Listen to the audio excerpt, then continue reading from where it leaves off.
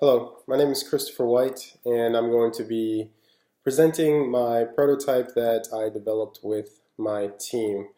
We chose to redesign or sort of redevelop the box cutter, and you may ask why I chose the box cutter, and it's because I deal with the logistics, and the box cutter has caused the companies that I work for quite a bit of money, and specifically this one right here. The company I work for that used these up to last year, it was costing them about $20 million a year. And as you can see, it's just a piece of metal with a blade sticking out. So you can just imagine the damage it was causing to product and team members and so forth. So the end result of our brainstorm was we wanted a safer product, which usually means that the blade doesn't stay out when it's not cutting something. And in the case of an accident does happen, there's actually a way to help you built into the product. And then, of course, other features that makes it easier to cut. So what my team didn't know is that there are some inventions that have helped that we actually wanted to keep. So this box cutter here is a little bit modern. It's what we use now. There's different variations of it, but as you can see, the blade is out, and when it's not cutting, so the blade gets pulled, it retracts, so you can't cut yourself. So this we would actually keep. This design and something similar is what we would use. The only thing that we would change, and this material is, there's many different ones available in the world, but we would change the blade. These blades are very inefficient. I've got team members who go through one every day or two. So why not use a ceramic blade or something that's stronger that we wouldn't have to replace? It'd be a little bit more expensive up front, but it's something we wouldn't have to replace. So we'd only spend money once. And then, so one thing I did show my team is that inside of the box cutter, there is plenty of room for improvement.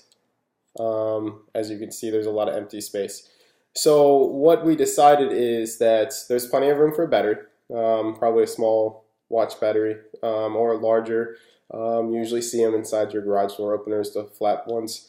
They tend to last a while. So what we would do is we would put a laser pointer on the tip, actually both tips, depending on which way you're cutting, which would give you a straight line and which would help prevent damaging product. Because that's another issue that comes to mind that people actually don't know.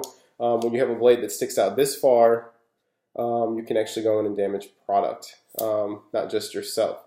And then the other thing is that we would add, in most of these, and actually even in this one, there's a compartment for extra blades. However, if you have a blade that you don't need to replace, it can be replaced with something else, which we would use for, and just in case of accidents, there'd be a small first aid kit for Band-Aids, ointment, stuff like that, the little packages that you see in first aid kits anyways. And our final improvement is that these should all be magnetic, at least on one side. Primarily because a lot of accidents that do happen is, again, if the blade gets stuck or the mechanism fails, the blade sticks out in your pocket, you can cut yourself. So in almost all warehouses that I've worked in, there's always metal shelving. Same thing, there's lockers or anything like that. So you can just throw them up there and it stays, which helps prevent loss, which again costs the company money.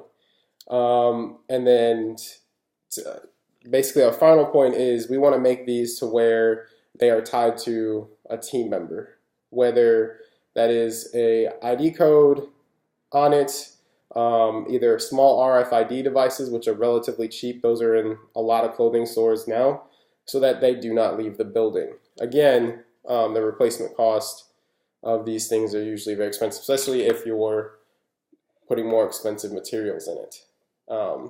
So that's my presentation on our reinvented box cutter. Thank you.